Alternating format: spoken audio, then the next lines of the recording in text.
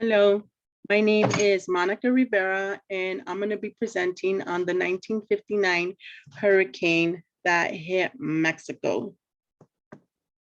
So the 1959 Pacific hurricane season produced 15 depressions, which turned into storms.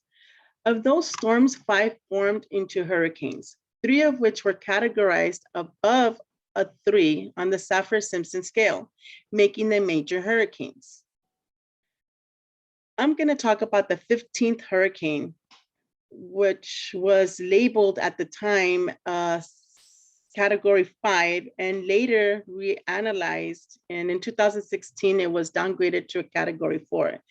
But that doesn't change the fact that it was the deadliest hurricane of that season, and it remains being the deadliest hurricane of the 20th century. And I chose to discuss this hurricane because it directly affected my family. The hurricane of 1959 impacted Jalisco, Colima, and Michoacan. Colima and Jalisco were the hardest hit. Colima consists of 4 mountain systems: Oriental, Madre del Sur, Occidental, and Plateau. This also has 2 mountains, 2 volcanoes, one of which is still active.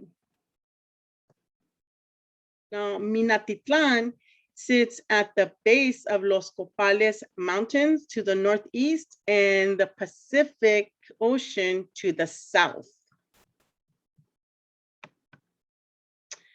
In that times, life was simple. The culture was based mostly on agriculture. Everybody from young to old worked the land, and the land in turn provided for them. They had everything from coffee beans to an array of fruits and vegetables. They had livestock. Everybody treated each other with respect. They were treated each other like family. They bought the fabric to make their own clothes. Their huts were made of adobe. They had no electricity. They mostly used the oil lanterns. And other than writing letters, there really was no other form of communication. Now, on the morning of October 26th, it had been raining and very lightly, more of a drizzle, and life went on as usual. The events that took place in the early morning of Tuesday, October 27, 1959, however, would forever change the lives of the people in this tight-knit community. A depression first observed south of Mexico on October 23rd had intensified into a category 3 on October 25th. It reached category 4 on the 26th, and by October 27th, it had picked up speed, made a sudden turn toward the northeast, and made landfall near Manzanillo. At this time, it was still considered a rare and devastating category 5.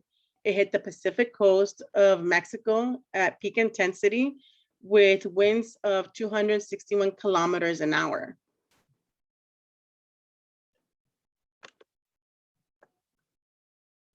Sorry. The hurricane had caused the Los Copales Mountains to collapse, and a landslide ensued.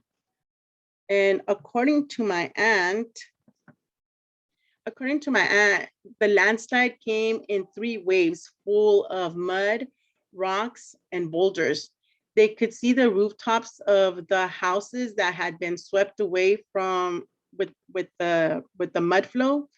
They also saw the livestock going, and she recalls seeing some of the townspeople being swept away, trying to keep their heads above the mud and debris, screaming for help. And she remembers standing on a rooftop, wondering how it would feel to die, because she was sure that they were going to die. However, my family was lucky. My dad, his 11 siblings, and his parents were still alive. The whole family was intact. However, an aunt, an uncle, and a small cousin were swept away as they tried to cross to safety. As they were crossing, another landslide came and just swept them all away. And they did try to look for them after the hurricane, but they didn't find them until the next day. My aunt was facing up. She had like debris on her face, and they found my uncle and cousin not far from each other. And let's see, in the small town of Minatitlan, out of a population of 900, 300 perished. In the aftermath or after the hurricane, they had counted up to like about 1,800, approximately 1,800 people had perished. And if they hadn't perished from the mudslide, they had perished from the bites of scorpions and snakes that had been unearthed due to the landslide. And my uncle actually wrote a piece for this paper, Diario de Colima, in which he called it 5 Minutes of Terror, and just recounting his experience in that.